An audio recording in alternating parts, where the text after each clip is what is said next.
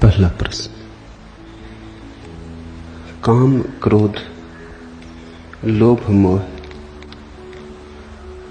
क्या समय की ही छायाएं हैं? समय का सार क्या है? कृपा करके हमें समझाएं।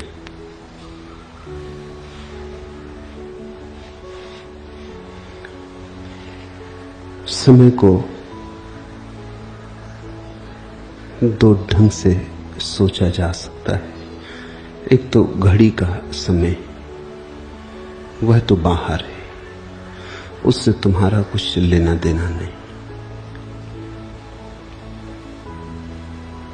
एक तुम्हारे भीतर समय है, उस भीतर के समय से घड़ी का कुछ लेना देना नहीं। तो जब भी मैं कहता हूं कि वासना समय है, कामना समय है, तृष्णा समय है, तो तुम घड़ी का समय मत समझना।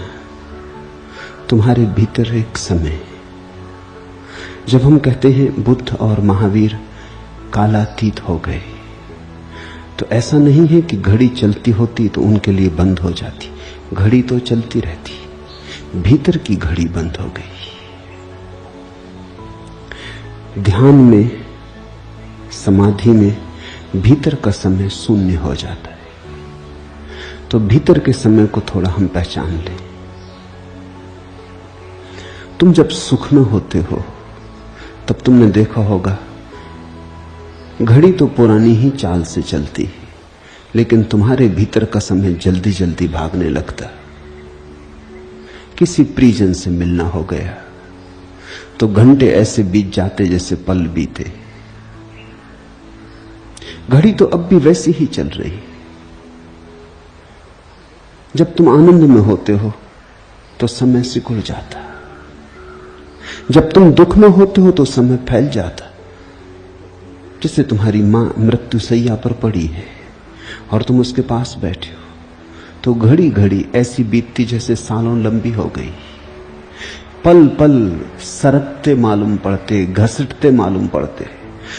सुख में तो समय भागता मालूम पड़ता है, दुख में समय घसीटता मालूम पड़ता है, जैसे लंगड़ी चाल चलता हो। दुख में समय लंगड़ाता है, सुख में ओलंपिक के दौड़ने वालों की चाल से चलता है।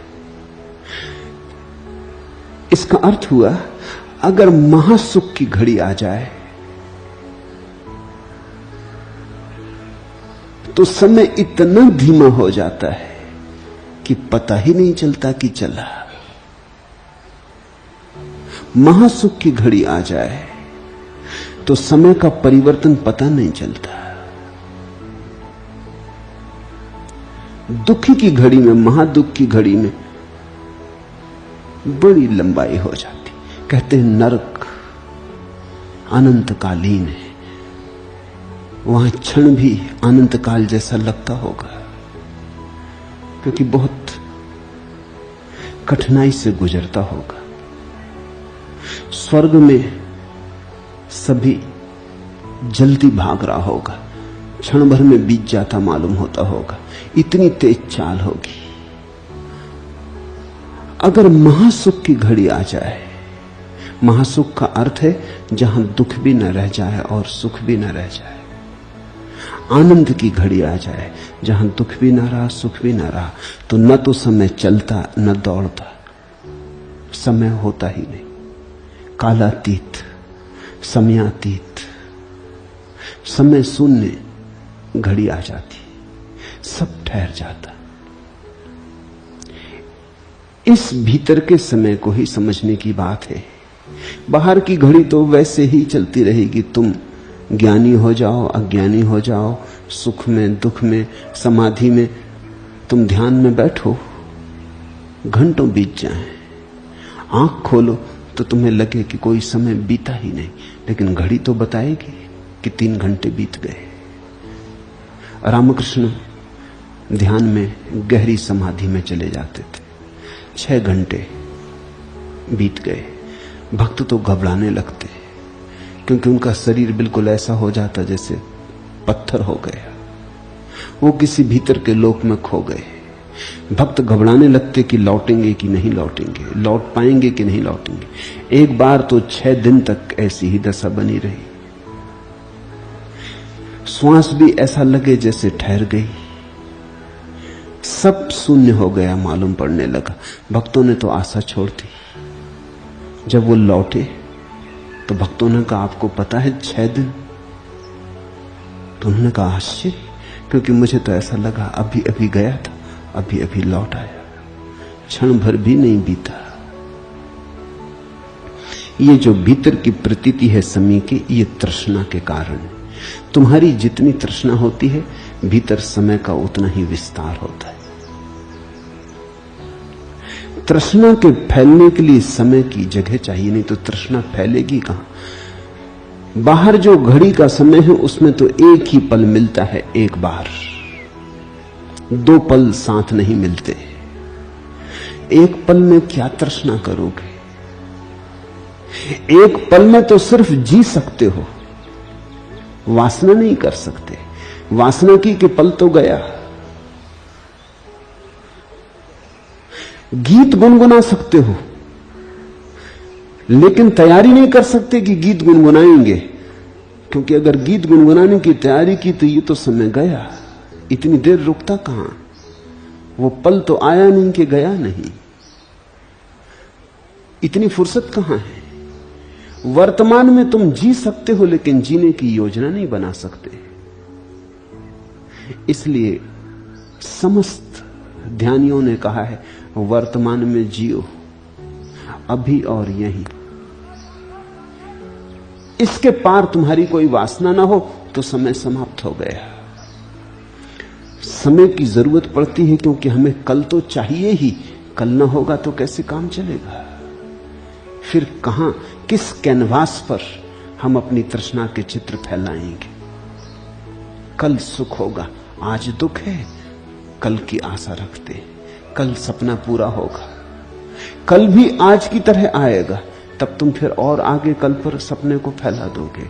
ऐसे तुम्हारा सपना फैलता जाता शून्य आकाश में।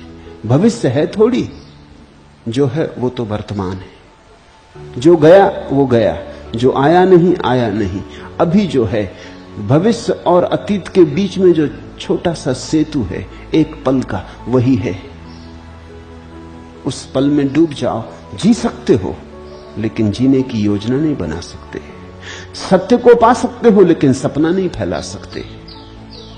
सत्य तो यहीं खड़ा है द्वार पर, लेकिन तुम्हारी आंखें अगर सपनीली हैं और तुम सपने देख रहे हो तो तुम्हें समय चाहिए। सपने को देखने के लिए समय चाहिए, सत्य को देखने के लिए समय की कोई भी जरूरत नहीं। तो जितना बड़ा सपना होगा उतना ही ज्यादा समय चाहिए, उतना ही लंबा समय चाहिए। तो जितनी वासना होती उतना ही आदमी मौत से घबराता है। मौत से घबराने का क्या अर्थ होता है? मौत करती क्या है? मौत समय छीन लेती। मौत करती क्या है? मौत भविष्य का दरवाजा बंद कर देती। मौत मौका नहीं देती कि अब आगे और समय। होशियार आदमियों ने आगे की भी तरकीब निकाल ली। वो कहते हैं फिर जन्म होगा, फिर वासना फैलने लगी। इस जन्म में जो नहीं हुआ अगले जन्म में कर लेंगे, क्या जल्दी है? फिर वासना ने नए अंकुर ले लिए, नए पत्ते खिलने लगे। उन्होंने मौत को भी झुठला दिया। वो जो मौत घबराहट लाती थी वो भी मिटा दी।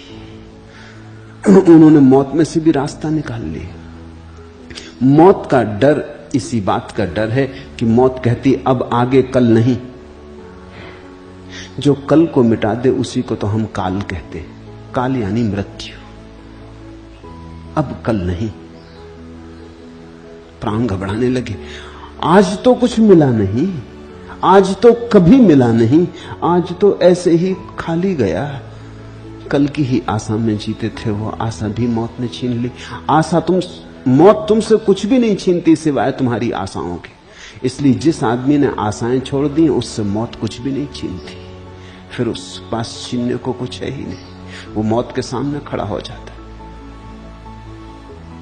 जिस आदमी ने सपने छोड़ दिए, मौत का उस पर कोई प्रभाव नहीं, क्योंकि मौत सिर्फ सपनों को मार सकती है, सत्य को नहीं। झूठ को मार सकती है, सच को नहीं।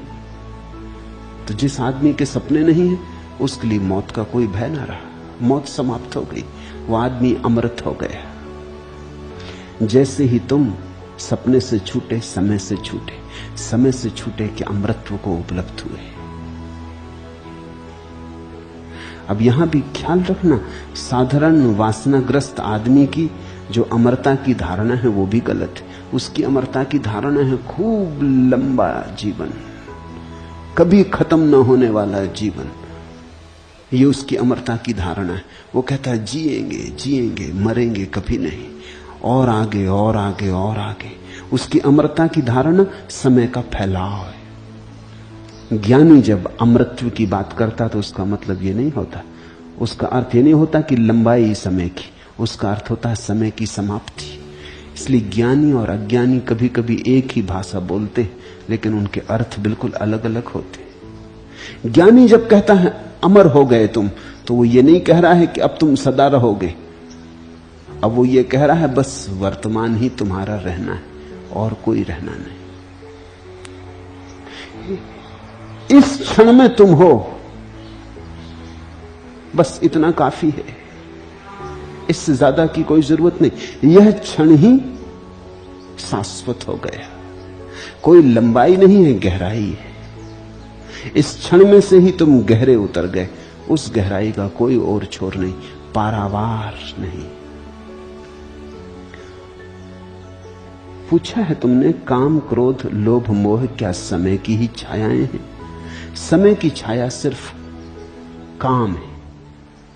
चाहे काम को समय की छाया कहो या समय को काम की छाया कहो, ज्यादा उचित होगा कि समय काम की छाया है।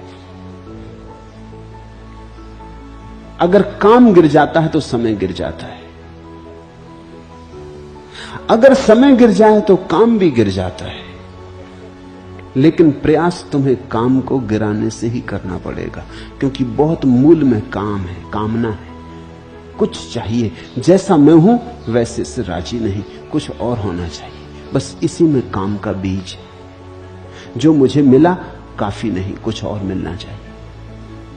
जैसा जगत है वैसा नहीं, कुछ और अन्यथा होना चाहिए। मेरे सपनों के अनुकूल नहीं, मेरा मन प्रफुल्लित नहीं, रत्ती भर भी अतृप्ति है तो कामना उठ गई। उसी कामना के फैलाव में समय भी उठ गया। ज्यादा अच्छा होगा कि हम कहें कि समय और काम एक ही सिक्के के दो पहलू हैं।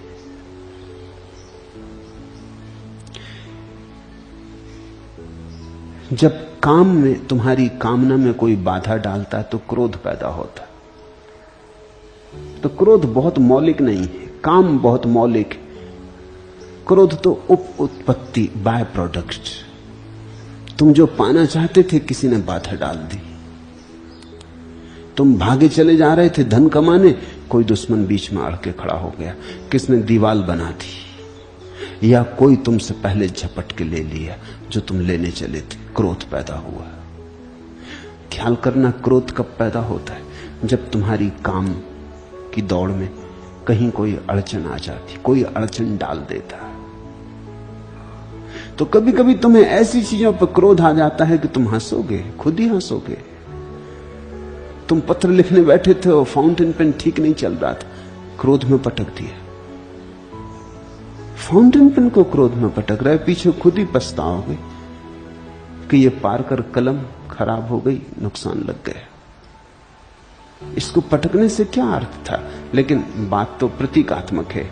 तुम पत्र लिखने बैठे थे, अपनी प्रेयसी को पत्र लिख रहे थे, बड़ी कामना का जाल था, बड़े शब्द उतर रहे थे, कविताएं तैर रही थी मन में, और ये कलम बीच में बाधा डालने लगी। ये कलम दुश्मन बनने लगी।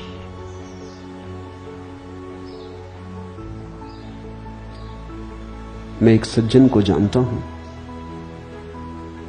जो क्रिकेट के दीवाने हैं।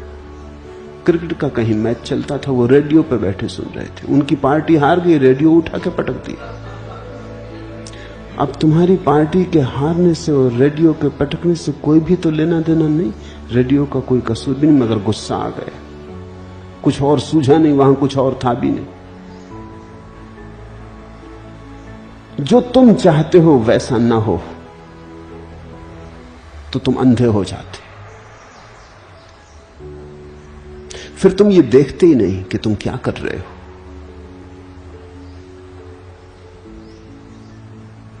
लोग वस्तुओं को गालियां देते, कार स्टार्ट नहीं हो रही उसको गाली देते।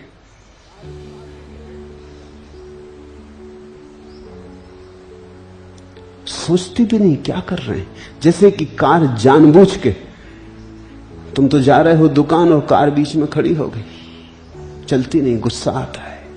तुम अपने गुस्से को गौर से देखना, गुस्सा मौलिक नहीं है। काम वासना जहां भी अड़चन पाती वहां क्रोध आ जाता। काम वासना जो पा लेती उस पर मोह आ जाता, कहीं छूट ना जाए, इसलिए मोह भी मौलिक नहीं। तुमने धन पा लिया, फिर तुम उसकी तिजोरी में बंद करके बैठ जाते हो। कहते हैं लोग मर जाते हैं तो भी फिर धन पे सांप बन के कुंडली मार के बैठ जाते। मर के बैठते हो, जिंदा में बैठे हुए कुंडली मार के, कोई ले ना जाए। मर जाएंगे मगर खर्च ना करेंगे। मुल्ला नसरुद्दीन का बेटा नदी में डूब रहा था, बाढ़ आई नदी। एक पुलिस वाले ने अपनी जान को जोखिम में डाल के उसे बचाया, उसे लेके घर गया। बेटा दौड़ता हुआ भीतर गया, पुलिस वाला खड़ा रहा कि शायद मां बाप में से कोई आके कम से कम धन्यवाद तो देगा। नसरुद्दीन भीतर से आया और उस लड़के ने इशारा किया पुलिस वाले की तरफ। नसरुद्दीन ने कहा, क्या आपने ही मेरे बेटे को नदी में बचाया? पुलिस वाला प्रसन्न हुआ कि अब धन्यवाद देगा या कुछ भेंट देगा या कुछ पुरस्कार। उसने कहा, जी हां मैंने बचाया, बड़ी खतरनाक हालत थी। उसने कहा, छोड़ो जी खतरनाक हालत, बेटे की टोपी कहां है? वो टोपी कहीं बह गई। अब बेटे को बचाया इसकी चिंता नहीं, टोपी का मोह।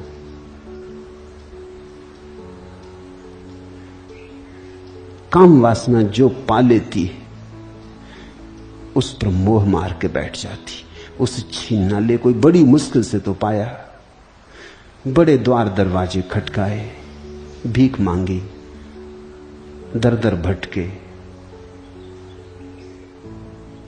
राह राह की धूल फांकी, किसी तरह से पाए, अब कहीं छूट ना जाए। तो जो मिल जाता है उसे आदमी भोगता तक नहीं, उस पर कुंडली मार के बैठ जाता है। इसलिए तुम अमीर से ज्यादा गरीब आदमी न पाओगे। गरीब तो भोग भी लेता, उसके पास ज्यादा है नहीं कुंडली मारने को। कुंडली मारने के लिए कुछ चाहिए, मिल जाता है, रुपए 2 रुपए कमा लिए, मजा कर लेता है ही नहीं बचाने योग्य तो बचाना क्या, बच के भी क्या बचेगा। लेकिन अमीर जिसके पास है वो नहीं भोग पाता, कृपणता पैदा होती। और बचा लो, और बचा लो, ये भूल ही जाता है कि बचाया किस लिए था, जिससे बचाना ही लक्ष्य हो जाता है। तो मोह भी बाई प्रोडक्ट, वो भी मौलिक नहीं है। फिर जो मिल गया उतने से तृप्ति कहां होती, तृप्ति तो होती ही नहीं। अतृप्ति का जाल तो फैलता ही चला जाता। 1000 मिल गए तो 10,000 चाहिए, 10,000 मिल गए तो लाख चाहिए। तुम्हारे और तुम्हारे मिलने के बीच अनुपात सदा वही रहता, उसमें फर्क नहीं पड़ता। 1 रुपया तो 10 रुपया चाहिए, 1 लाख तो 10 लाख चाहिए। दोनों के बीच का अनुपात वही का वही है, 10 का अनुपात है। तुम कभी अपने जीवन के गणित को देखना, तुम बड़े चकित होगे। जब तुम्हारे पास रुपया था तब तुम 10 मांग रहे थे, तुम्हारा दुख इतना का इतना था, क्योंकि 9 की कमी थी। अब तुम्हारे पास लाख रुपए हैं, अब तुम 10 लाख मान रहे, अब भी दुख उतना का ही उतना है, क्योंकि 9 लाख की कमी। वो 9 की कमी बनी ही रहती। करोड़ हो जाएंगे तो 10 करोड़ मांगने लगोगे। तुम्हारी मांग कभी तुम्हारे पास जो है उसके साथ तालमेल नहीं खाती, उसके आगे झपट्टा मारती रहती। इस झपट्टा मारते हुए काम वासना के दौड़ते हुए रूप का नाम लोभ। तो क्रोध, मोह, लोभ ये मौलिक नहीं है, इसलिए इनसे सीधे मत लड़ना। कुछ लोग इनसे सीधे लड़ते हैं और इसलिए कभी नहीं जीत पाते। जब भी लड़ना हो तो बीज से लड़ना, पत्तों से मत लड़ना। जब भी लड़ना हो जड़ काटना, शाखाएं प्रशाखाएं मत काटना, अन्यथा कभी कोई लाभ ना होगा। तुम क्रोध को काटते रहो, कुछ फर्क ना होगा। तुम्हारी वासना के वृक्ष पर नए पत्ते लगने लगेंगे। सच तो यह है, जितना तुम काटोगे उतना वृक्ष घना होने लगेगा। इसलिए इनसे तो उलझना ही मत, ये तो गलत निदान हो जाएगा। मूल को पकड़ना। काम को काटने से क्रोध, मोह, लोभ तीनों अपने आप छीन होते चले जाते, और काम को काटने से धीरे धीरे समय भी छीन हो जाता है। और एक ऐसी दशा आने लगती है जब तुम जहां हो वहां परिपूर्ण रूप से हो। तुम जैसे हो वैसे परम तृप्त, एक गहरा संतोष, लहर भी नहीं उठती, कुछ और होने का भाव भी नहीं उठता। जैसे है वैसे, और वैसे ही ठीक। और एक धन्यवाद, एक अहोभाव, प्रभु के प्रति एक अनुकंपा। ऐसी घड़ी में समय नहीं रह जाता। ऐसी घड़ी में तुम कालातीत हो जाते। इसलिए मैं तुमसे कहता हूं बार बार, तुम जो भी करो ऐसी तल्लीनता से करना कि उस समय समय मिट जाए। वही ध्यान हो गया। अगर तुम जमीन में गड्ढा खोद रहे हो बगीचे में, तो इतनी तल्लीनता से खोजना, इतनी तल्लीनता से खोदना कि खोदना ही रह जाए। खोदने में ऐसा रस आ जाए, ऐसी तृप्ति मिलने लगे कि जैसे इसके पार कुछ करने को नहीं है, ना कुछ होने को है। तो फिर ये गड्ढा खोदना ही ध्यान हो गया। यहीं तुम समय के बाहर हो गए, और गड्ढा खोदते खोदते ही तुम पाओगे ध्यान की रसधार बहने लगी। जहां समय गया वहीं ध्यान, जहां समय शून्य हुआ वहीं समाधि। दूसरा प्रश्न, आप बार बार कहते हैं जो है, उसके स्वीकार में ही सुख है, शांति है, भगवत्ता है। मुझे भौतिक तल पर अपने जो है को, बुढ़ापे को छोड़कर स्वीकारना बहुत कठिन नहीं लगता है, लेकिन मानसिक तल पर मेरे पास महत्वाकांक्षा और तज्जनित द्वेष, अप्रेम, हिंसा, विध्वंसात्मक वृत्ति के सिवाय और क्या है? क्या मुझसे अधिक संकीर्ण चित्त वाला और मुझसे बढ़कर क्षुद्र आशय वाला कोई और हो सकता है? क्या उसे भी स्वीकारूं, और क्या यह संभव है? पहली बात, जो है, स्वीकारो या न स्वीकारो, जो है, उसमें कुछ फर्क नहीं पड़ता। तुम्हारे अस्वीकार से भी फर्क नहीं पड़ता। अगर बुढ़ापा आ गया, आ गए, तुम्हारे अस्वीकार से क्या फर्क पड़ता है? इतना ही फर्क पड़ेगा कि बुढ़ापे का जो मजा ले सकते थे वो ना ले पाओगे। बुढ़ापे में जो एक शालीनता हो सकती थी वो ना हो पाएगी। बुढ़ापे में जो एक प्रसाद हो सकता था वो खंडित हो जाएगा। बुढ़ापा तो नहीं हट जाएगा। जो है, तुम्हारे अस्वीकार करने से मिटता कहां, बदलता कहां? तुम्हारे अस्वीकार करने से कुछ भी तो नहीं होता, तुम ही खुद कुछ और गंवा देते हो अस्वीकार में। पाते क्या हो? जिस व्यक्ति ने अपने वार्धक्य को, अपने बुढ़ापे को परिपूर्ण भाव से स्वीकार कर लिया है, तुम उसके चेहरे पर एक सौंदर्य देखोगे जो कि जवान के चेहरे पे भी नहीं होता। जवानी के सौंदर्य में एक तरह का बुखार है, उत्ताप है। बुढ़ापे के सौंदर्य में एक शीतलता है। जवानी के सौंदर्य में वासना की तरंगे हैं, उद्वेलित चित्त है, चंचलता है। जवानी के सौंदर्य में एक तरह की विक्षिप्तता है, ज्वर है, होगा ही, एक तरह का तूफान है, आंधी है। बुढ़ापे का सौंदर्य ऐसा है जैसे तूफान आया और चला गया, और तूफान के बाद जो शांति हो जाती, जो गहन शांति छा जाती। कभी देखा बादल घुमड़े, आंधी आई, बिजली चमकी, फिर सब चला गया, उसके बाद जो विराम होता है, सब चुप, सारी प्रकृति मौन, वैसी ही शांति बुढ़ापे की अगर स्वीकार कर लो तो बुढ़ापे में प्रसाद है। वो जो बूढ़े आदमी के सिर के सफेद हो गए बाल हैं, अगर उनको परिपूर्ण भाव से अंगीकार किया गया हो तो जैसे हिमालय के शिखरों पर जमी हुई सफेद बर्फ होती, ऐसा ही उनका सौंदर्य है। तो बुढ़ापा तो रहेगा, तुम चाहे इंकार करो चाहे स्वीकार करो।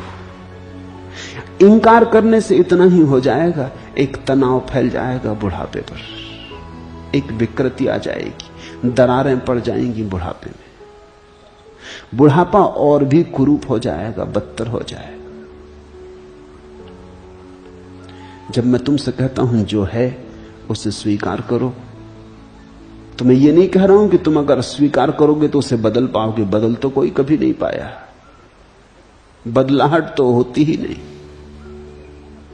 और अगर कोई बदलाहट होती है तो स्वीकार से होती, क्योंकि दंश चला जाता है, विष चला जाता है और अमृत हो जाता है।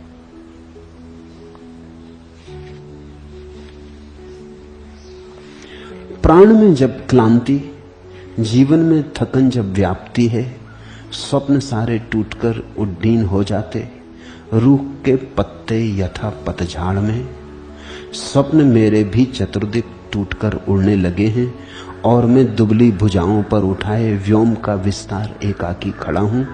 इस भरोसे में नहीं कि कोई बड़ा पुरुषार्थ है यह, किंतु केवल इसलिए अब और चारा ही नहीं। फिर स्वीकार में एक बात और ख्याल रखना, स्वीकार का यह अर्थ नहीं होता कि अब और कोई चारा ही नहीं,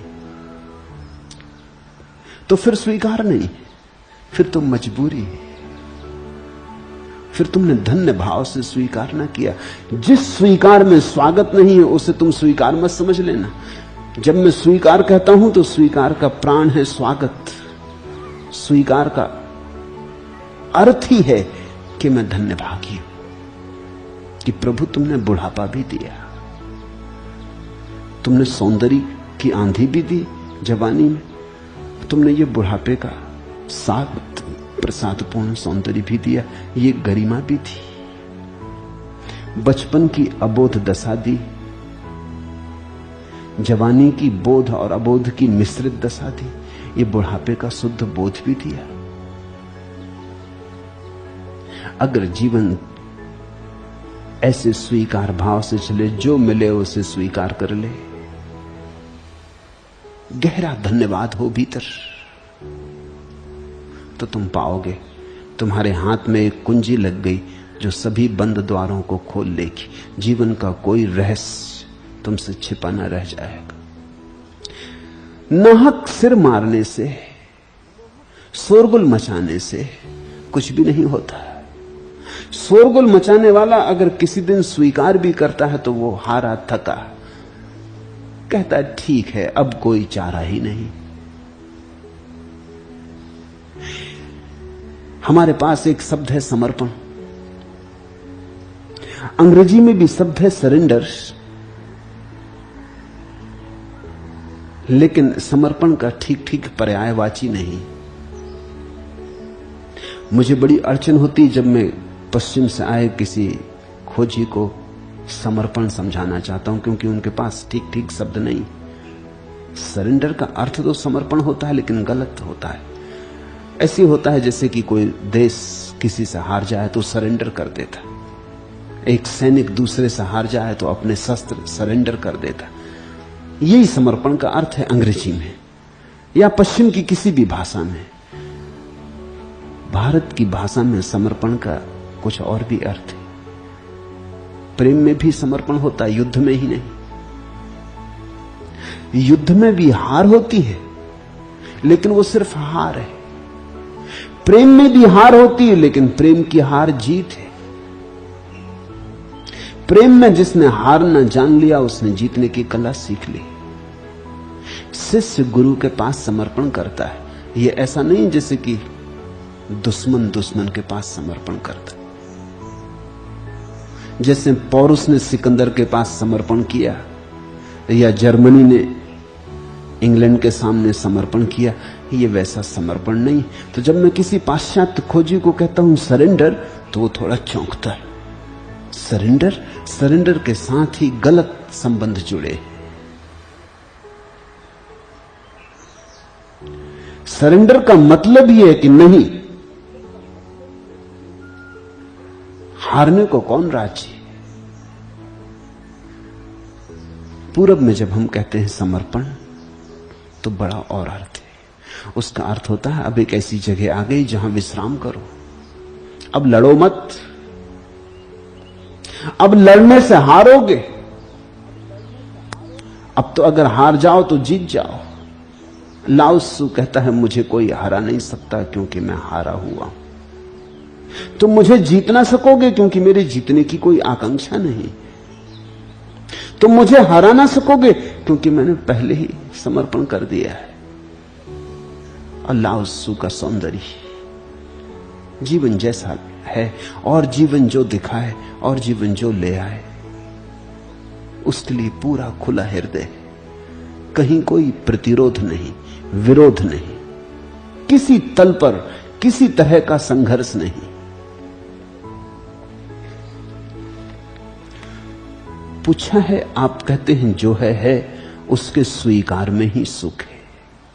उसका स्वीकार ही सुख है, स्वीकार में ही सुख है ऐसा नहीं। उसमें तो ऐसा भाव है कि स्वीकार करेंगे फिर सुख होगा। नहीं, स्वीकार ही सुख है। स्वीकार किया नहीं कि सुख हुआ नहीं, साथ ही साथ घट जाता है। करो और देखो। किसी भी चीज को स्वीकार करके देखो, अस्वीकार में दुख है। अस्वीकार का मतलब ही है कि वासना का जाल फैल गया। अस्वीकार का अर्थ ही है कि हम कुछ और चाहते थे प्रभु, और ये तूने क्या करवा दिया। हमने कुछ और मांगा था, ये तूने क्या दे दिया। अस्वीकार का अर्थ है शिकायत हो गई। अस्वीकार का अर्थ है गलत हो गया, यह हमने घोषणा कर दी। स्वीकार का अर्थ है इस परमात्मा के जगत में गलत होता ही नहीं, गलत हो ही नहीं सकता। उसके रहते गलत हो कैसे सकता है। एक बहुत बड़े नास्तिक दिदरो ने लिखा है, संसार में इतना गलत हो रहा है कि परमात्मा हो नहीं सकता। ये बात भी जचती, मुझे भी जचती। अगर तुम मानते हो कि संसार में गलत हो रहा है, तो तुम्हारी परमात्मा में श्रद्धा हो ही नहीं सकती, क्योंकि परमात्मा के होते गलत हो कैसे सकता। दिदरो की दलील यह है कि या तो परमात्मा है तो फिर गलत नहीं हो सकता, या गलत हो रहा है तो कम से कम इतना तो मानो कि परमात्मा नहीं है। तो जो आदमी कहता है परमात्मा है और गलत हो रहा है, समझ लेना कि वो झूठा आस्तिक है। उसका परमात्मा बिल्कुल झूठा है। अभी उसको गलत तो मालूम हो रहा है। उसी को मैं आस्तिक कहता हूं, जो कहता है गलत तो हो ही कैसे सकता है, परमात्मा है, गलत असंभव है। अगर मुझे गलत दिखाई पड़ता है तो मेरे देखने की कहीं कोई भूल हो रही, मेरे दृष्टि का, मेरी आंख पे कोई पर्दा है, मेरा देखना साफ सुथरा नहीं, मैं कुछ का कुछ देख रहा हूं, मगर गलत हो नहीं सकता। अगर हत्यारा भी मुझे मारने चला आया है तो कुछ ठीक ही हो रहा होगा, क्योंकि गलत हो कैसे सकता है। उसकी मर्जी से हो रहा है, उसकी मर्जी के बिना कुछ हो नहीं सकता।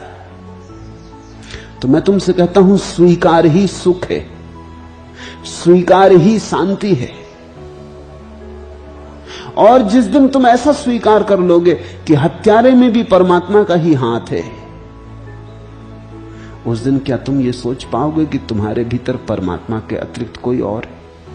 जब हत्यारे में भी वही दिखाई पड़ेगा तो तुम अपने में भी उसे देख पाओगे। इसलिए स्वीकार ही भगवत्ता है।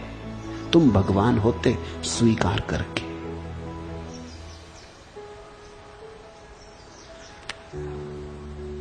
पूछा है मुझे भौतिक तल पर अपने जो है को स्वीकार करना कठिन नहीं, लेकिन मानसिक तल पर महत्वाकांक्षा, तज्जनित द्वेष, अप्रेम, हिंसा, विध्वंसक वृत्ति के सिवाय और क्या है? क्या मुझसे अधिक संकीर्ण चित्त वाला और मुझसे बढ़कर क्षुद्र आशय कोई और हो सकता है? अहले दिल और भी हैं, अहले वफा और भी हैं। एक हम ही नहीं, दुनिया से खफा और भी है। हम पे ही खत्म नहीं, मसल के सोरीदा सरी। चाक दिल और भी हैं, चाक कबा और भी हैं। सर सलामत है तो क्या संगे मलामत की कमी। जान बाकी है तो पैकाने कजा और भी है। नहीं, ऐसा तो भूल के मत सोचना कभी कि तुमसे क्षुद्र आशय कौन होगा। ये सारा संसार, ये सभी लोग कितनी ही परमात्मा की बात कर रहे हों, लेकिन इनका परमात्मा बातचीत का है, इनका आशय क्षुद्र है। विवेकानंद के घर में खाना पीना नहीं था, बाप मर गए, मां भूखी, खुद भूखे। तो रामकृष्ण ने कहा तू ऐसा कर, जाके प्रभु को क्यों नहीं कह देता, जा मंदिर में, तेरी जरूर सुनेंगे, मुझे पक्का भरोसा है, तू जा और कह, जो मांगेगा मिल जाएगा। विवेकानंद भीतर गए, आधा घंटे बाद आंसुओं से भरे मग्न भाव से डोलते जैसे नशा किया हो बाहर आए। रामकृष्ण ने कहा मांगा? विवेकानंद ने कहा क्या? रामकृष्ण का तुझे भेजा था कि मांग ले जो तुझे चाहिए, ये दुख दारिद्र अलग कर। विवेकानंद ने कहा मैं तो भूल ही गया। उनके सामने खड़े होकर मांगना कैसा? उनके सामने खड़े होकर तो डोलने लगा, उनके सामने खड़े होकर मांगना कैसा? कहते हैं रामकृष्ण ने 3 बार भेजा और तीनों बार यही हुआ। फिर रामकृष्ण खूब खिलखिला के हंसने लगे। विवेकानंद ने पूछा कि मैं समझा नहीं परमहंसदेव, आप हंसते क्यों? रामकृष्ण ने कहा अगर आज तू मांग लेता तो मुझसे तेरे सब संबंध छूट जाते। आज न मांग कर तू मेरे हृदय के बहुत करीब आ गया, क्योंकि यही भक्त का लक्षण। सब मांगे क्षुद्र है, मांग के साथ जीने वाला मन क्षुद्रासे है। फिर मांग हमारी क्या है इससे फर्क नहीं पड़ता। ये सारा जगत भिखमंगों से भरा है, हर एक मांग रहा है। कोई धन मांग रहा है, कोई ध्यान मांग रहा है, मगर मांग जारी है। कोई कहता अच्छा मकान हो, कोई कहता मकान में कुछ फर्क नहीं पड़ता, अच्छा मन दे दो जिसमें द्वेष ना हो, ईर्षा ना हो। मगर बात तो वही रही। जब मैं कहता हूं स्वीकार, तो मेरा अर्थ परम स्वीकार से जो है। अगर उसने द्वेष दिया, ईर्षा दी, वह भी स्वीकार। इसी स्वीकार में तुम एक चमत्कार देखोगे। इस स्वीकार में एक चमत्कार छिपा है। जैसे ही तुम स्वीकार करोगे, तुम चकित हो जाओगे। इस स्वीकार के दिए के जलते ही द्वेष कहां खो गया पता न चलेगा, क्योंकि द्वेष और ईर्षा और जलन तो मांग की ही छायाएं हैं। जैसे ही तुम्हारे जीवन में स्वीकार आ गया, तुम अचानक पाओगे अप्रेम कहां चला गया पता न चला। दिया स्वीकार का जले तो अप्रेम, हिंसा और घृणा का अंधेरा अपने आप मिट जाता है। अप्रेम का अर्थ क्या है? इतना ही अर्थ है कि जैसा मैं चाहता था वैसा आदमी नहीं है, ये तो अप्रेम हो गया।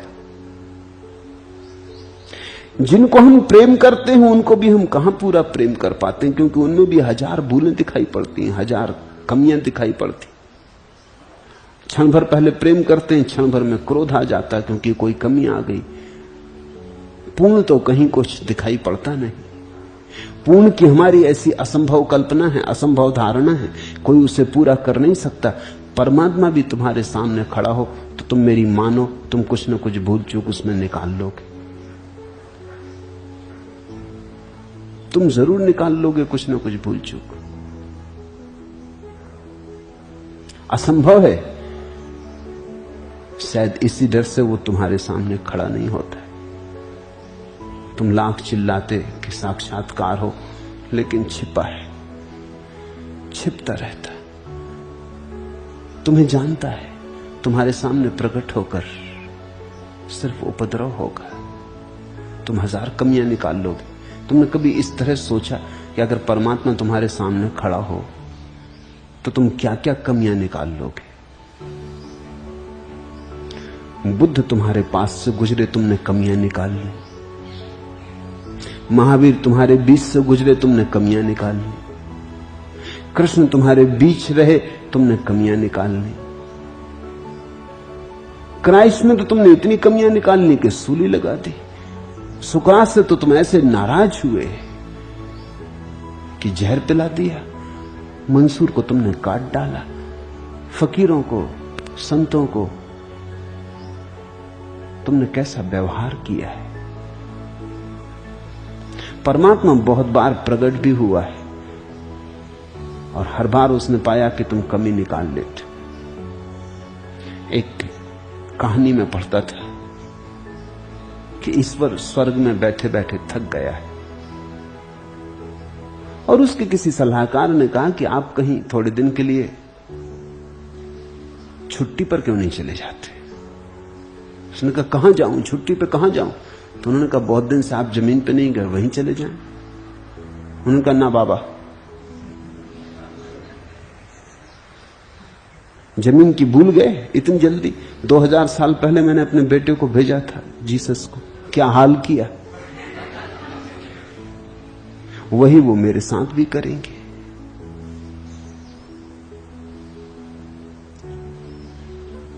तुम भूल निकाल ही लोगे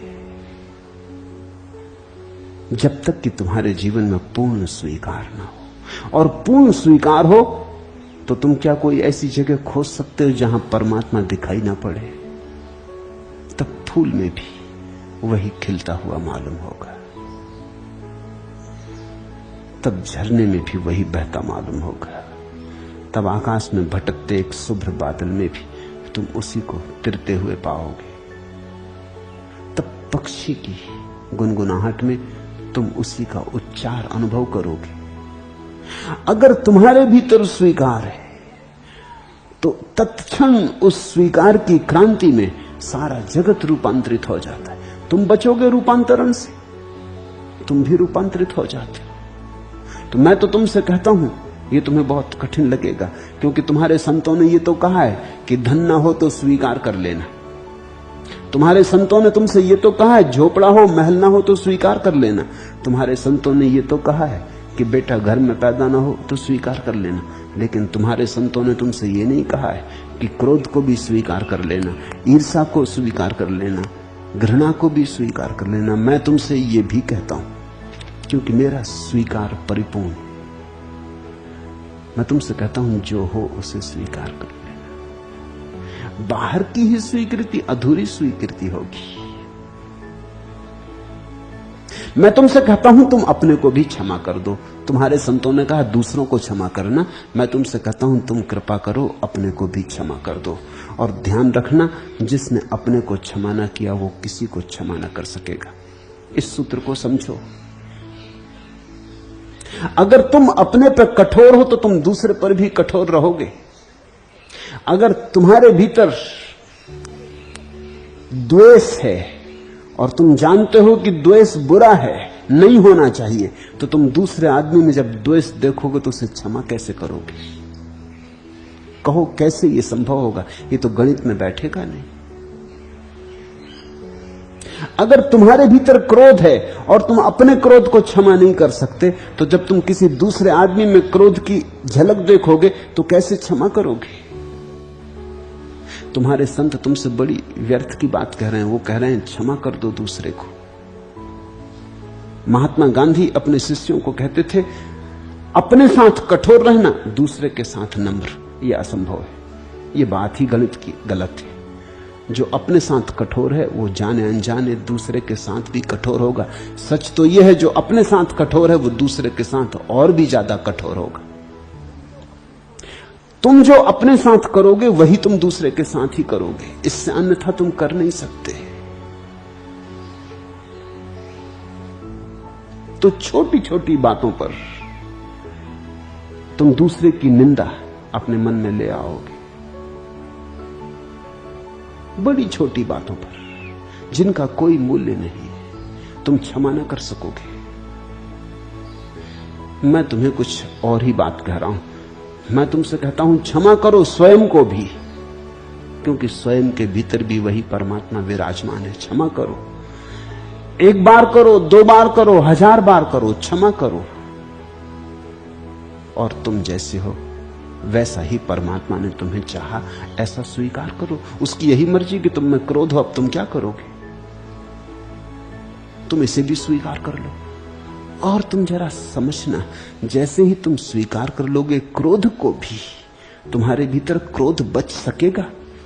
क्रोध तो अस्वीकार करने से ही पैदा होता है। क्रोध तो तनाव है, बेचैनी है। जब तुम अस्वीकार करते हो तो पैदा होता है। तुमने फर्क देखा? जिस चीज को तुम स्वीकार कर लो उसमें क्रोध नहीं होता। एक आदमी आया, उसने जोर से धौल तुम्हारी पीठ पे जमाई, क्रोध आ ही रहा था, तुमने लौट के देखा अपना मित्र है, बात खत्म हो गई। क्रोध आ ही रहा था, आ ही गया था, नाक पर खड़ा था। लौट के देखा होता कि कोई अजनबी है तो तुमने जूझ पड़े होते। धौल तो धौल है, मित्र ने मारी कि दुश्मन ने मारी, उसमें कुछ फर्क नहीं है। तुम भी फर्क नहीं कर सकते जब तक पीछे लौट कर ना देखो। क्या कर सकते हो कि तुम ऐसे ही खड़े रहो, तुम तय करो कि दुश्मन ने मारी कि दोस्त ने? कैसे फर्क करोगे? क्रोध उठेगा, लौट के देखोगे दोस्त है तो बात बदल गई। क्या हो गया? स्वीकार हो गया। मित्र है, प्रेम में मारी। दुश्मन है, अस्वीकार हो गया, क्रोध उबलने लगा। चोट तो वही की वही है। तुमने देखा मित्र एक दूसरे को गाली देते हैं, कोई नाराज नहीं होता। सच तो यह मित्रता तब तक मित्रता ही नहीं होती जब तक गाली का लेन देन ना होने लगे, तब तक कोई मित्रता। किसी से पूछो कैसी मित्रता है, अगर वो कहे कि गाली का लेन देन है तो फिर समझो कि पक्की। होना भी चाहिए ठीक यही, क्योंकि पक्की मित्रता का अर्थ यह है कि जिन बातों से साधारणता शत्रुता हो जाती थी उनसे भी अब शत्रुता नहीं होती। गाली भी दे देता है तो भी अपना है, कोई अड़चन नहीं, स्वीकार है। सच तो यह मित्र गाली देता उसमें भी रस आता। तो मित्र ने गाली दी, ध्यान रखता है, भूल नहीं गया, अभी भी मैत्री कायम है। वही गाली, वही शब्द किसी और ओंठ से आते हैं तो बस अड़चन हो जाती। जहां तुम स्वीकार कर लेते हो वहां फूल खिल जाते, जहां अस्वीकार कर देते हो वहीं कांटा चुभ जाता है। मैं तुमसे कहता हूं परम स्वीकार, आत्यंतिक स्वीकार। तुम छोड़ो ये बकवास बदलने की कि ये हो, ये हो, ये ना हो।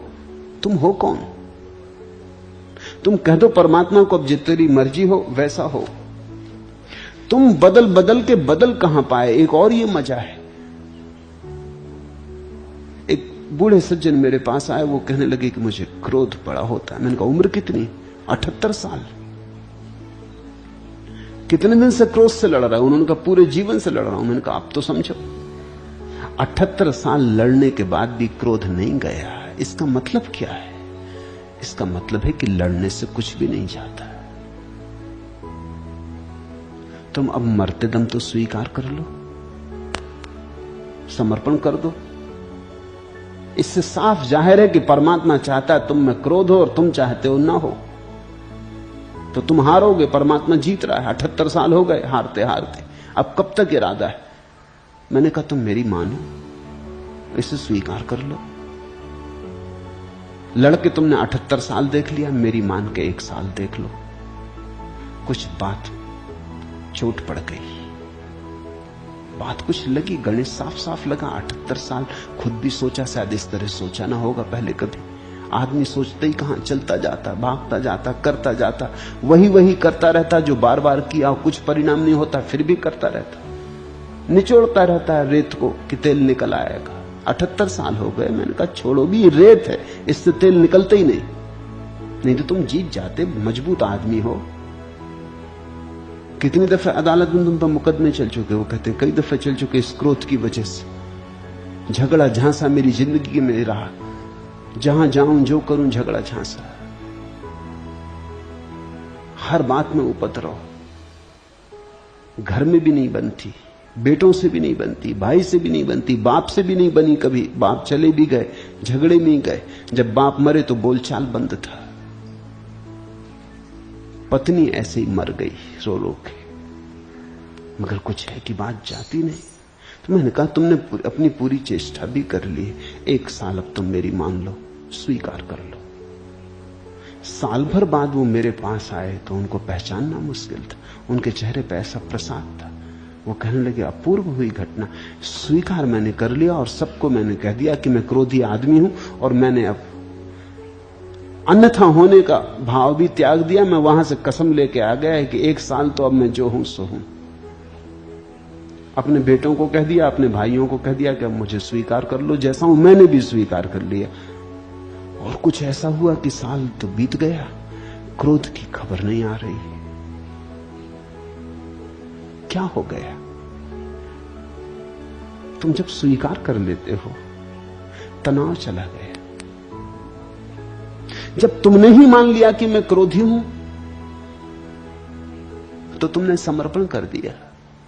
अन्यथा हम घूमते रहते एक ही वर्तुल में, जिससे कोल्हू का बैल चलता है, फिर वही, कहीं पहुंचना नहीं होता।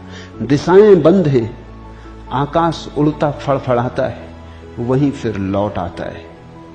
आंधियां कल जो इधर से जा रही थी, जा नहीं पाई, हांफती हैं बंद बोझिल कुहासे सी, एक परछाई, दिशाएं बंद हैं।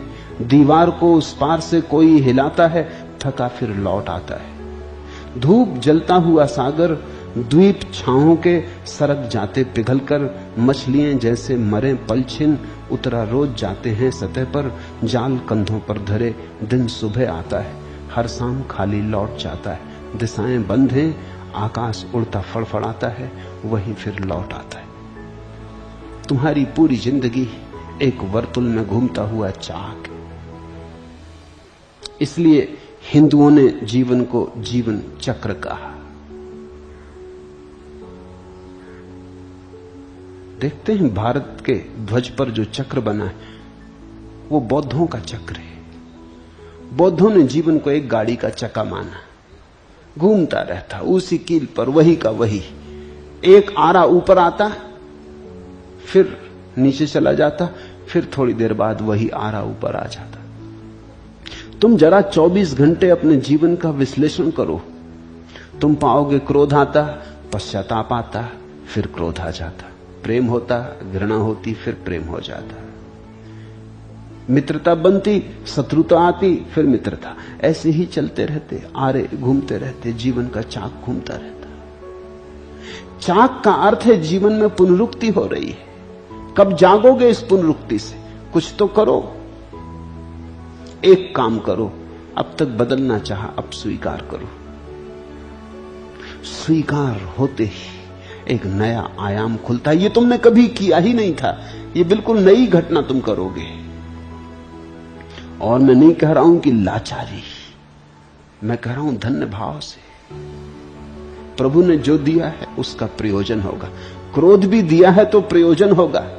तुम्हारे महात्मा तो समझाते रहे कि क्रोध ना हो, लेकिन परमात्मा नहीं समझता है। फिर बच्चा आता है, फिर क्रोध के साथ आता है। अब कितनी सदियों से महात्मा समझाते रहे, न तुम समझे न परमात्मा समझा। कोई समझते नहीं महात्माओं की। महात्मा मर के सब स्वर्ग पहुंच गए होंगे, वहां भी परमात्मा की खोपड़ी खाते होंगे कि अब तो बंद कर दो, क्रोध रखो ही मत आदमी में। लेकिन तुम जरा सोचो, एक बच्चा अगर पैदा हो बिना क्रोध के, जी सकेगा? उसमें बल ही ना होगा, उसमें रीढ़ ना होगी, वो बिना रीढ़ का होगा। तुम एक धप्प लगा दोगे उसको, वो वैसे का वैसा मिट्टी का लौंदा जैसा पड़ा रहे। जी सकेगा? उठ सकेगा? चल सकेगा? गोबर के गणेश जी होंगे, किसी काम के न सिद्ध होंगे। तुमने कभी ख्याल किया, जिस बच्चे में जितनी क्रोध की क्षमता होती उतना ही प्राणवान होता है, उतना ही बलशाली होता है।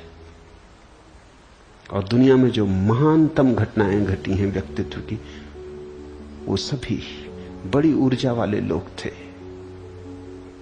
तुमने महावीर की क्षमा देखी, महावीर के क्रोध की हमें कोई कथा नहीं बताई गई।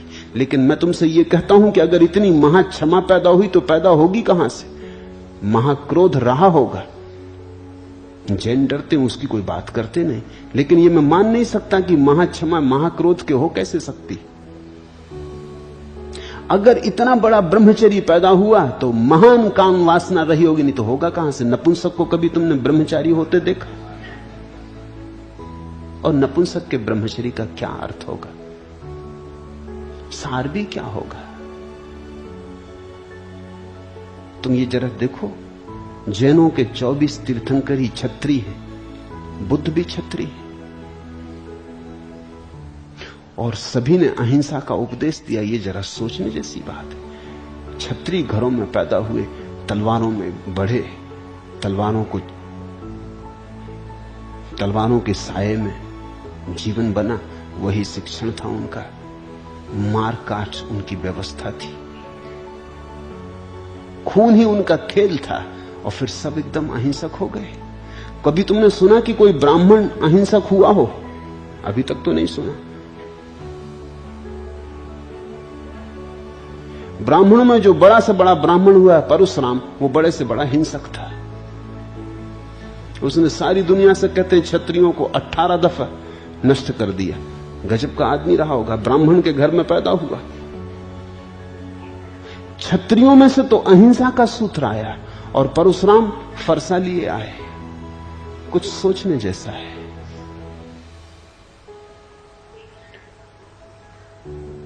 कुछ सोचने जैसा है। जहां क्रोध है, हिंसा है, वहीं से अहिंसा पैदा होती। अहिंसा कायर की नहीं है, कायर की हो भी नहीं सकती। अहिंसा तो उसकी है जिसके पास प्रज्वलित अग्नि है। परमात्मा क्रोध देता क्योंकि ये तुम्हारी ऊर्जा है, कच्ची ऊर्जा है। इसी ऊर्जा को निखारते निखारते, इसी ऊर्जा को स्वीकार करके, इस ऊर्जा को समझ के, बूझ के, जाग के, तुम एक दिन पाओगे कि यही ऊर्जा क्षमा बन गई। क्रोध करुणा बन जाता है। स्वीकार की कीमिया चाहिए, और काम वासना ब्रह्मचरी बन जाती। स्वीकार की कीमिया चाहिए। काम वासना से लड़के कोई कभी ब्रह्मचरी को उपलब्ध नहीं होता। काम वासना को समझ के, काम वासना को परिपूर्ण भाव से बोधपूर्वक जी के कोई ब्रह्मचरी को उपलब्ध होता है।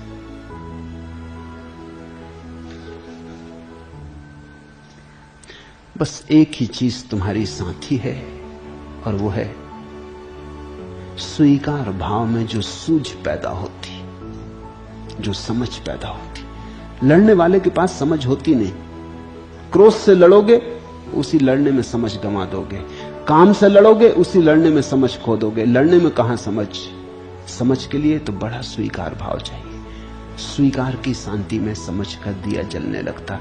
सूझ का साथी मोमदीप मेरा, कितना बेबस है यह, जीवन का रस है यह। छन छन पल पल बल बल, छू रहा सवेरा, अपना अस्तित्व भूल सूरज को टेरा, मोमदीप मेरा। कितना बेबस दिखा, इसने मिटना सीखा, रक्त रक्त बिंदु बिंदु, झर रहा प्रकाश सिंधु, कोटि कोटि बना व्याप्त छोटा सा घेरा, मोमदीप मेरा जी से लग जेब बैठ, तंबल पर जमा पैठ, जब चाहूं जाग उठे, जब चाहूं सो जावे, पीड़ा में साथ रहे, लीला में खो जावे, मोमदीप मेरा, सूझ का साथी मोमदीप मेरा। छोटा सा दिया है, मोमबत्ती जैसा, लेकिन इसी से सूरज को पुकारा जाता है, इसी ने सूरज को टेरा। इस छोटी सी मोमबत्ती की ज्योति में जो जल रहा प्रकाश, वो सूरज का ही है।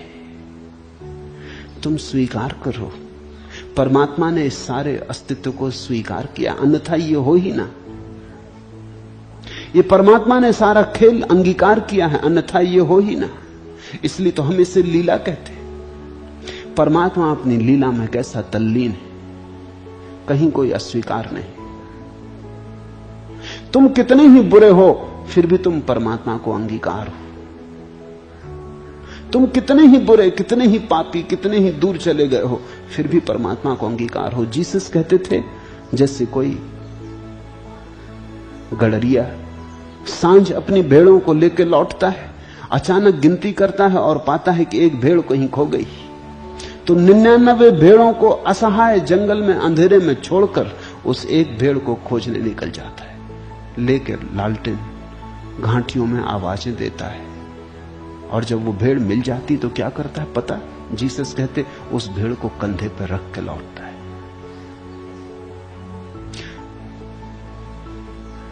परमात्मा जो दूर से दूर चला गया, उसको भी कंधे पर रखे हुए, भटके को तो और प्यार से रखे हुए। जैसा परमात्मा ने सबको अंगीकार किया, ऐसे तुम भी अंगीकार कर लो, तो तुम्हारे भीतर का दिया जलेगा और तुम्हारे भीतर की छोटी सी ज्योति सूरज को पुकारेगी। तुम सूरज जैसे हो जाओगे, छोटे से घेरे में सही, लेकिन विराट उतरेगा, तुम्हारे आंगन में आकाश उतरेगा।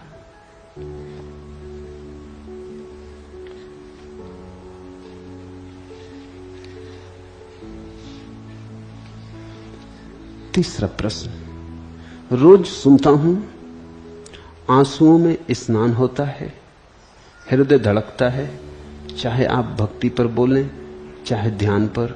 जब गहराई में ले जाते हैं तो गंगा यमुना स्नान हो जाता है।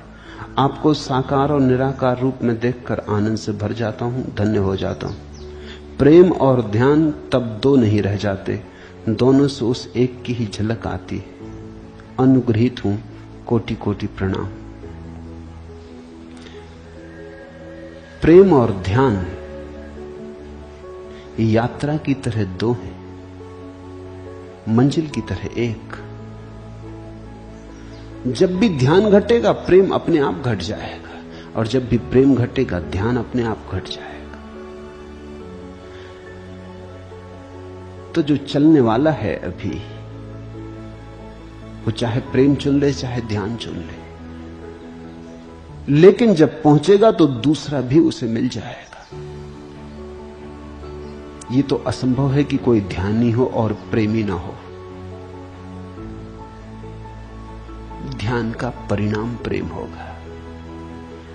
जब तुम परिपूर्ण शांत हो जाओगे तो बचेगा क्या तुम्हारे पास सिवाय प्रेम की धारा के? प्रेम बहेगा।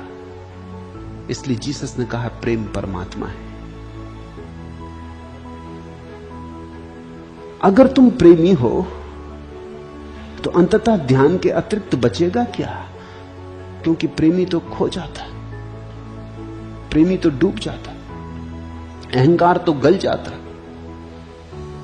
जहां अहंकार गल गया और तुम डूब गए, वहां जो बच रहता वही तो ध्यान है, वही तो समाधि है। दुनिया में दो तरह के धर्म हैं, एक ध्यान के धर्म और एक प्रेम के धर्म। ध्यान के धर्म जैसे बौद्ध, जैन, प्रेम के धर्म जैसे इस्लाम, हिंदू, ईसाई, सिख। मगर अंतिम परिणाम पर कहीं से भी तुम गए, जैसे पहाड़ पर बहुत से रास्ते होते हैं, कहीं से भी तुम चलो शिखर पर सब मिल जाते हैं। पूर्व से चढ़ो कि पश्चिम से। चढ़ते वक्त बड़ा अलग अलग मालूम पड़ता है, कोई पूर्व से चढ़ रहा है, कोई पश्चिम से चढ़ रहा है। अलग अलग दृश्यावली, अलग अलग घाटियां, अलग अलग पत्थर पहाड़ मिलते, सब अलग मालूम होता है। पहुंच के जब शिखर पर पहुंचते हो, आत्यंतिक शिखर पर, तो एक पर ही पहुंच जाते हो। मार्ग हैं अनेक, जहां पहुंचते हो वह एक ही है। शुभ हुआ कि ऐसा लगता है कि प्रेम और ध्यान एक ही बात है, एक ही है।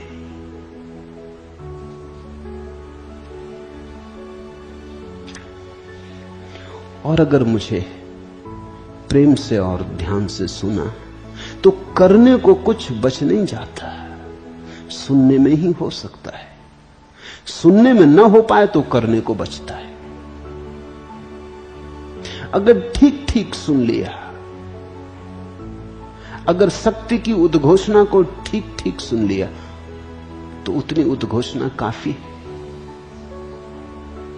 कहो क्या करने को बचता है? अगर ठीक से सुन लिया तो सुनने में ही घटना हो जाती है। क्योंकि कुछ पाना थोड़ी है, जो पाना है वो तो मिला ही हुआ है, सिर्फ याद दिलानी। इसलिए संत कहते हैं नाम स्मरण, बस उसका नाम याद आ जाए, बात खत्म हो गई। खोया तो कभी है नहीं, अपने घर में ही बैठे हैं, बस ख्याल बैठ गया है कि कहीं और चले गए। याद आ जाए कि अपने घर में ही बैठे, बात हो गई। जैसे सपना देख रहा है कोई आदमी, अपने घर में सोया और सपना देख रहा कि टोक्यो पहुंच गया, कि टिम्बकटू पहुंच गया। आंख खुलती पाता अपने घर में न टिम्बकटू है न टोक्यो। तुम कहीं गए नहीं हो, वहीं हो। तो अगर किसी की उद्घोषणा जो जाग गया हो, ऐसी ही दशा है, मैं तुम्हें सोया देखता अपने पास और देखता तुम करबट बदल रहे और तुम्हारी आंखें झपक रही, लगता सपना देख रहे, कुछ बुदबुदाते भी हो, तो मैं तुमसे कहता हूं जागो। अगर तुम ठीक से मेरी सुन लो और जाग जाओ तो फिर करने को और क्या बचता है, बात खत्म हो गई। जो सुनने में समर्थ नहीं है वो पूछते हैं हम क्या करें, कुछ विधि बताएं, कुछ उपाय बताएं। मगर जो सो रहा है उसको तुम विधि भी बता दो तो क्या करेगा? वो टिम्बकटू में है, तुम उसको कहो कि घर लौट आओ तो वो कहता किस ट्रेन से लौटे? अब और एक झंझट, वो घर में ही है। हवाई जहाज पकड़े कि ट्रेन से आए कि जहाज पकड़े? अब इसको क्या कहा जाए? ट्रेन पकड़ ले, उसमें और खतरा, ट्रेन में बैठ के ना मालूम और कहां जाएगा। वैसे टिम्बकटू पहुंच गया बिना ट्रेन के। अब ये टिम्बकटू से ट्रेन में सवार हो जाए तो ये कहीं और चला, ये घर तो नहीं लौट सकता। ट्रेन की जरूरत ही नहीं घर लौटने के लिए, विधि की जरूरत नहीं, उपाय की जरूरत नहीं, बोध मात्र काफी है। अबोध में चले गए हो, बोध में लौट आओगे। सो गए चले गए, जाग गए लौट आए। मौन यामिनी मुखरित मेरी, मधुर तुम्हारी पग पायल से। इस पायल की लय में मेरी श्वासों ने निज लय पहचानी। इस पायल की ध्वनि में मेरे प्राणों ने अपनी ध्वनि जानी। ताल दे रहा रोम रोम है, तनका उसकी रुनक झुनक पर। इस अधीर मंजीर मुखर से आज बांध लो मेरी वाणी। मौन यामिनी मुखरित मेरी, मधुर तुम्हारी पग पायल से। जो मैं तुमसे कह रहा हूं उसमें कुछ सिद्धांत नहीं है, बस एक संगीत है। संगीत है कि तुम जाग जाओ। एक तो संगीत होता जो सुलाता, लौरी गाती मां तो बच्चा सो जाता। फिर एक और संगीत है जो जगाता, घड़ी का अलार्म बजता और नींद टूट जाती। मैं तुमसे जो कह रहा हूं उसमें कुछ सिद्धांत नहीं है, उसमें केवल एक संगीत है, एक स्वर है। जो तुम सुन पाओ तो तुम जागने लगो। उसी स्वर की धारा को पकड़ के तुम वहां पहुंच जाओगे जहां से तुम कभी हटे नहीं हो। तुम वही हो जाओगे जो तुम हो, जो तुम्हें होना चाहिए। तुम अपने स्वभाव को पहचान लोगे उसी संगीत की झलक में, और तब निश्चित ही तुम पाओगे कि सुन के ही गंगा यमुना में स्नान हो गया। निश्चित ही ये जो मैं तुमसे कह रहा हूं, तुम्हारे द्वार पर गंगा यमुना को ले आया हूं। तुम किनारे मत खड़े रहो, डुबकी ले लो। बहुत हैं ऐसे अभागे, तुम में भी बहुत हैं, जिनके सामने गंगा आ जाएगी तो भी वो प्यासे ही खड़े रहेंगे। इतना भी ना हो सकेगा उनसे कि झुक के अंजलि भर लें। कंठ जो प्यासे हैं उन्हें तृप्त कर लें, किनारे पे ही खड़े रह जाएंगे। अगर जरा तुम झुको, तुम जरा झुको, तो हर जगह तुम प्रभु को पाओ। तेरे रूप की धूप उजागर पनघट पनघट, छलके रस की गागर पनघट पनघट। तेरी आशाएं बसती हैं बसती बसती, तेरी मस्ती सागर सागर पनघट पनघट। तुम जरा झुको तो तुम मदमस्त हो जाओ। तुम जरा अपनी गागर को खोलो तो सागर उतर आए। मैं तुमसे जो कह रहा हूं वो कोई सिद्धांत नहीं, कोई दर्शन शास्त्र नहीं। मैं तुम्हें हिंदू, मुसलमान, ईसाई, सिख, जैन नहीं बनाना चाहता। मैं तुम्हें सिर्फ जगाना चाहता हूं उसमें जो तुम हो। मैं तुम्हें कुछ भी नहीं बनाना चाहता। मैं तुम्हें वही दे देना चाहता हूं जो तुम्हारा ही है और तुम्हें विस्मरण हो गया है। मैं तुम्हें वही दे देना चाहता हूं जो तुम्हारे भीतर ही पड़ा है, सिर्फ याद दिला देने की बात है। और अगर तुम मेरे स्वर में थोड़े बंध जाओ तो रास रच जाए। तो जो भी बंध जाता है स्वर में थोड़ी देर को, वो जरूर गंगा जमुना में पहुंच जाएगा, आंसुओं की धार लग जाएगी। एक नृत्य शुरू होता है जो बाहर से किसी को दिखाई ना पड़ेगा, जो उसका ही भीतरी आंतरिक अनुभव होगा। तुम चाहोगी भी किसी और को समझाना तो समझा ना पाओगे। समझाने की कोशिश भी मत करना, क्योंकि उसमें खतरा है कि दूसरा ही तुम्हें समझा देगा कि तुम पागल हो गए। कहीं ऐसा हुआ है? सुन के कहीं सत्य मिला है? मैं तुमसे कहता हूं सुन के ही मिल जाता, क्योंकि खोया तो है ही नहीं। खोया होता तो सुन के भी नहीं मिल सकता था। खोया होता तो खोजना पड़ता। कोई मुझसे आके कहता है ईश्वर को खोजना है, मैं कहता हूं तू खोज, तुझे कभी मिलेगा नहीं। क्योंकि खोया कब, पहले ये तो पूछ। खोया हो तो खोजा जा सकता है, खोया ही ना हो तो कैसे खोजेगा। तो तुम्हें अगर मस्ती आने लगे और तुम्हारे भीतर कोई द्वार खुलने लगे, कोई झरोखा, और तुम्हारे भीतर एक शराब ढलने लगे, तो तुम किसी को कहना मत, गुपचुप पी जाना। कोई इसे समझेगा नहीं, दूसरे हंसेंगे, कहेंगे सम्मोहित हो गए हो, कि पागल हो गए, कि खोया तुमने अपनी बुद्धि से हाथ। अब किस चक्कर में पड़ गए हो। किसी से कहना मत, चुपचाप पी लेना, क्योंकि जो दूसरों का अनुभव नहीं वो दूसरे समझ ना पाएंगे। फगुनाया क्षण, फगुनाए क्षण में अनगाई गजल उगी, बोराए मन में गीतों की फसल उगी। खुलते भिनसारे बंजारे सपन हुए, नैनों की भाषा अनियारे नयन हुए। श्याम साथ राधा दोपहरी सांझ हुई, अब न रही बाधा हुई हुई छुई मुई। बोराए मन में गीतों की फसल उगी। जब तुम करीब करीब मस्ती में पागल होते हो तभी गीतों की फसल उगती। फगुनाए क्षण में अनगाई गजल उगी।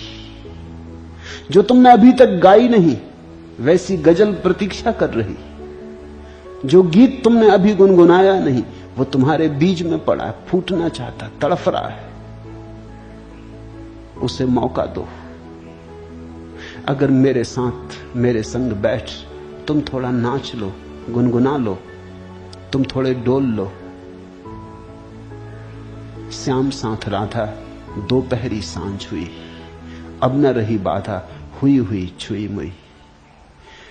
किसी क्षण जब तुम मेरे साथ डोल उठते हो, जिन दूर की ऊंचाइयों पर मैं तुम्हें उड़ ले चलना चाहता हूं, कभी तुम क्षण भर को भी पंख मार लेते हो, उसी क्षण आंसू बहते।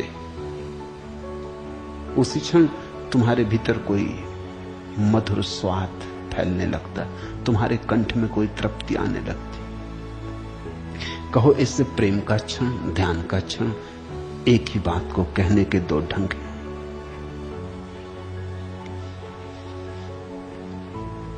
पांचवा प्रश्न, मुझे जैसा मौका मिलता है वैसा ही ध्यान या कीर्तन या कर्म करके रस ले लेता हूं। इनमें कम या ज्यादा रस का फर्क भी नहीं कर पाता। हर एक परिस्थिति से मन सध जाता है और इस कारण अपने लिए कोई एक मार्ग नहीं चुन पाता हूं। कृपया मार्गदर्शन करें। अब मार्ग की जरूरत नहीं। अगर तुम हर स्थिति में मन के सधने का मजा लेने लगे हो, अब मार्ग की जरूरत नहीं। औषधि उनके लिए है जो बीमार हों। अगर स्वास्थ्य आने लगा तो अब औषधि की बात ही मत करो।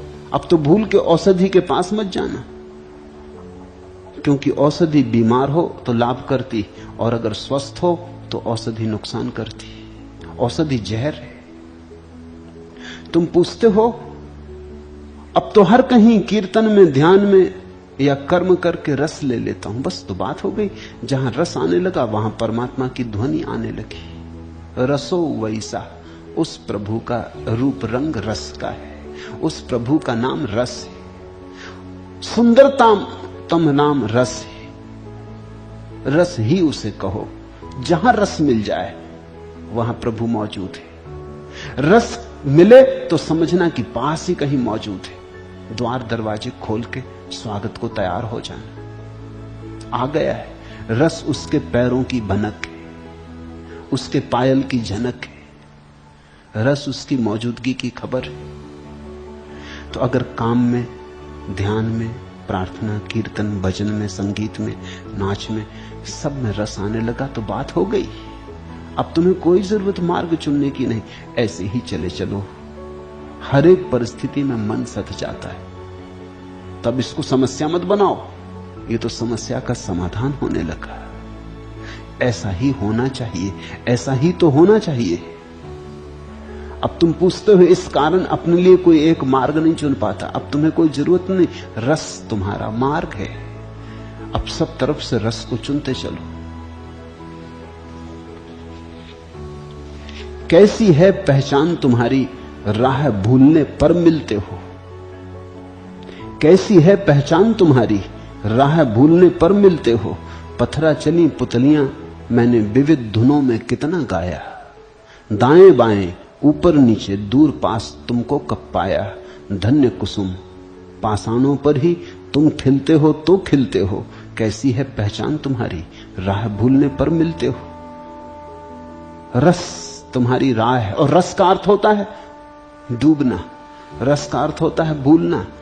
रस का अर्थ होता है ऐसे लवलीन हो जाना, ऐसे तल्लीन हो जाना कि मिट ही जाओ। रस यानी शराबी का मार्ग। और जिसने रस को जान लिया उसके लिए सारा जगत मधुशाला हो जाता। और तब तुम एक दिन पाओगे कि परमात्मा ही साकी बन के ढाल रहा, वही तुम्हें पिला रहा, वही है पिलाने वाला, वही है पीने वाला, उसी की है प्याली, उसी के रस से भरा है, उसी का रस है सुराही में, वही ढाल रहा। सब कुछ उसी का है। रस तुम्हारा मार्ग है। अब और मार्ग खोजने की कोई जरूरत नहीं। बस इतना ही स्मरण रखना, जहां भूल जाओगे वहीं उससे मिलन होने लगेगा।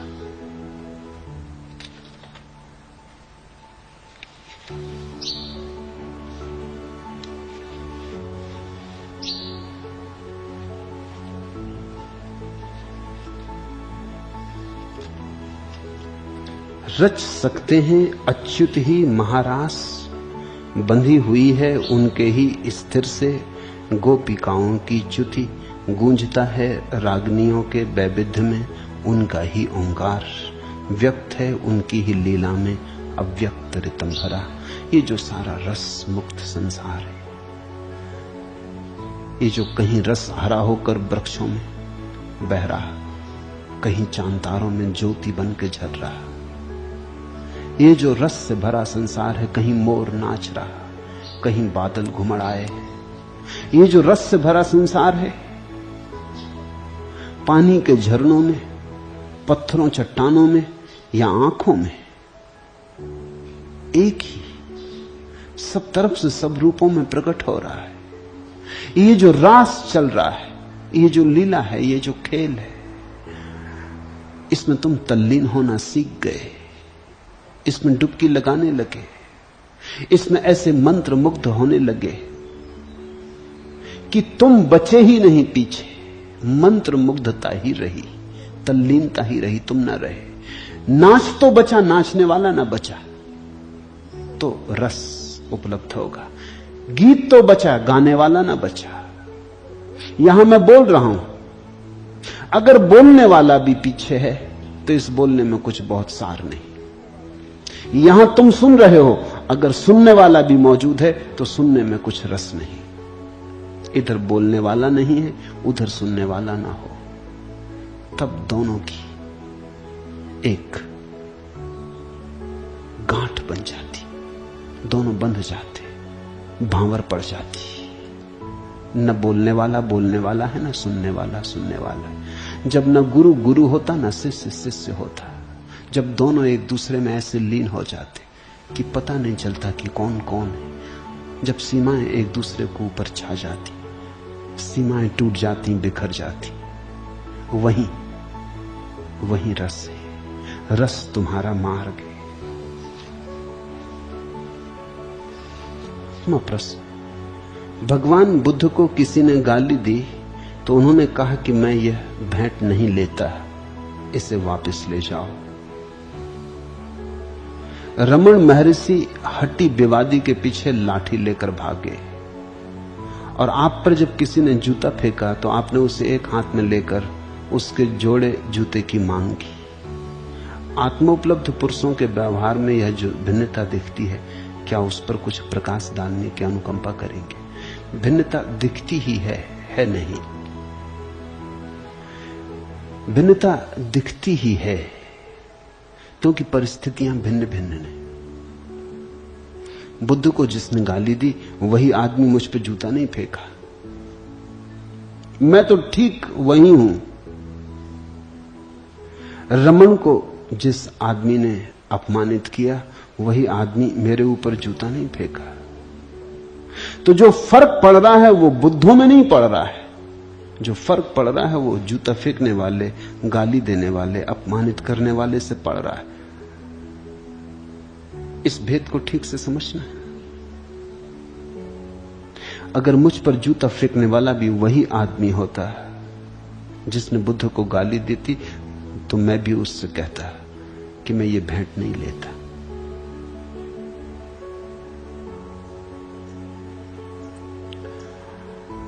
जिसने रमन का अपमान किया था, अगर वही आदमी होता तो मैं भी उसके पीछे लाठी लेकर दौड़ता। जागृत चैतन्य का तो इतना ही अर्थ है कि जैसी परिस्थिति हो, उस परिस्थिति में बिना पूर्व नियोजन के, बिना पूर्व आयोजन के जो घटे उसे घटने देना। बुद्ध पुरुष तो दर्पण की भांति होते। मैंने सुना मुल्ला नसरुद्दीन को राह के किनारे एक दर्पण पड़ा हुआ मिल गया। उसने अपना चेहरा देखा, चमत्कार हुआ कि बिल्कुल पिताजी जैसे लगते। मगर पिताजी ने फोटो कब उतरवाई? ये भी हद हो गया, हमको पता ही नहीं चला कि पिताजी ने फोटो कब उतरवा ली। और पिताजी तो मर भी चुके। तो उसने कहा अच्छा हुआ मिल गई पड़ी, चलो घर ले चले, संभाल के रख लें। उसने जाके छिपा के ऊपर रख दिया। अब पत्नियों से कोई दुनिया में चीज छिपा तो सकता ही नहीं। ऐसी दबी आंख पत्नी देखती रही कि कुछ लाया है छिपा के, कुछ छिपा रहा है, रुपए पैसे हैं या क्या मामला है कि कोई हीरा जवाहरात लग गया। जब सब सो गए दोपहर में तो वो ऊपर गई, खोज खाच के उसने दर्पण निकाला, देखा, अरे उसने कहा तो इस रांड के पीछे पड़ा है। वो समझा कि किसी औरत की फोटो लिया है। दर्पण तो दर्पण है, तुम्हारी ही तस्वीर उसमें दिखाई पड़ती। बुद्धत्व यानी दर्पण। तो बुद्ध जो करते हैं या जो उनसे होता है, ठीक से सोचना, वो करते नहीं, सिर्फ तुम्हारी तस्वीर झलकती, इसलिए अलग अलग मालूम होता है। अलग अलग कुछ भी नहीं है, अलग अलग हो नहीं सकता, लेकिन परिस्थिति अलग है, क्योंकि एक पात्र बदल गया, असली पात्र तो बदल गया। बुद्ध तो दर्पण मात्र है। कृत्य तो उस आदमी का है जो गाली दिया, जो जूता फेंका, जिसने अपमान किया। करने वाला तो वो है, ये बुद्ध तो ना करने वाले। तो इनसे तो जो प्रतिबिंब बनता है वो बनता है, जो बन जाता है बन जाता है।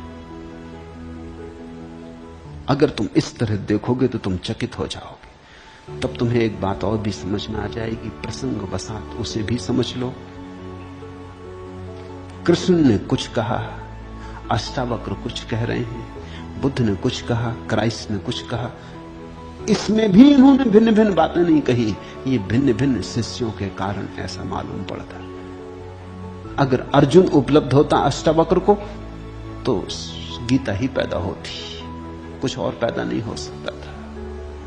और अगर कृष्ण को जनक मिलता तो ये अष्टावक्र की महागीता पैदा होती, कुछ और पैदा नहीं हो सकता था। अगर जीसस भारत में बोलते, हिंदुओं से बोलते, तो बुद्ध जैसे बोलते, लेकिन यहूदियों से बोल रहे थे तो फर्क पड़ गया। दर्पण बदला। दर्पण बदला अपने कारण नहीं, दर्पण बदला जो उसके सामने पड़ा उसके कारण। दर्पण के भीतर कोई चित्र तो है नहीं, कोई ना हो तो दर्पण खाली हो जाए। इसलिए अगर बुद्ध और जीसस, नानक और कबीर और मोहम्मद और जरथुस्त्र का मिलना हो जाए तो ऐसे ही होगा, वहां कुछ भी ना होगा। जैसे दर्पण के सामने दर्पण रख दो, क्या होगा? कुछ ना बनेगा। दर्पण में दर्पण झलकता रहेगा, ये सब बैठ रहेंगे चुपचाप, ये एक दूसरे में अपने को ही पाएंगे, यहां कुछ भेद ही ना होगा। भेद पैदा होता शिष्य के कारण, सुनने वाले के कारण, क्योंकि असली वही है। बुद्ध तो खो गए, वो तो परम शून्य हो गए।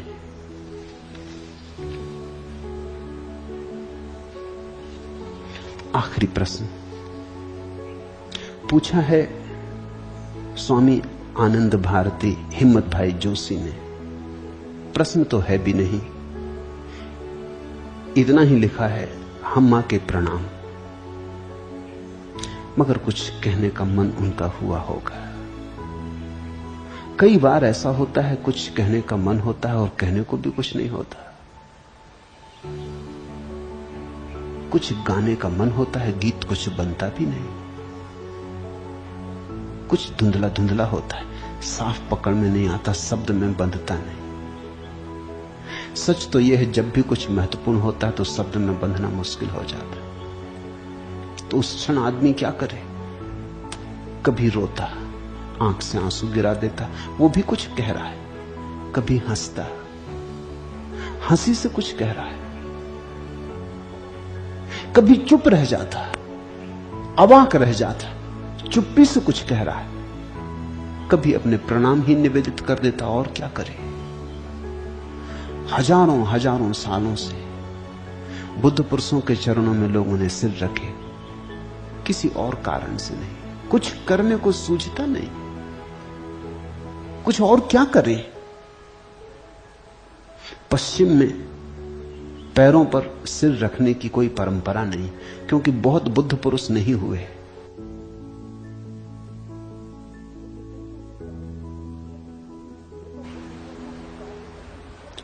ये तो बुद्ध पुरुष की परंपरा, क्योंकि सब खाली मालूम पड़ता, क्या कहे। धन्यवाद भी देते हैं तो धन्यवाद शब्द थोथा मालूम पड़ता है। तो अब एक ही उपाय है कि ये पूरा सिर चरणों पर रख दें। तुमने कभी ख्याल किया, क्रोध आ जाता है तो तुम जूता उतार के किसी के सिर पर मार देते। क्या कर रहे हो तुम ये कह रहे हो कि हम अपने पैर तुम्हारे सिर पर रखते। प्रतीकात्मक रूप से सिर पर पैर रखना बड़ा कठिन काम है, उछलना कूदना पड़े, हाथ पैर टूट जाएं, तो संकेत के रूप में जूता रख देते सिर पे, कि लो तुम्हारा सिर और हमारा जूता। जब क्रोध होता है और जब कोई बहुत गहन श्रद्धा पैदा हो तब तुम क्या करोगे? तब तुम किसी के चरणों पर अपना सिर रख देते। क्या करें? अब कुछ कहने को नहीं।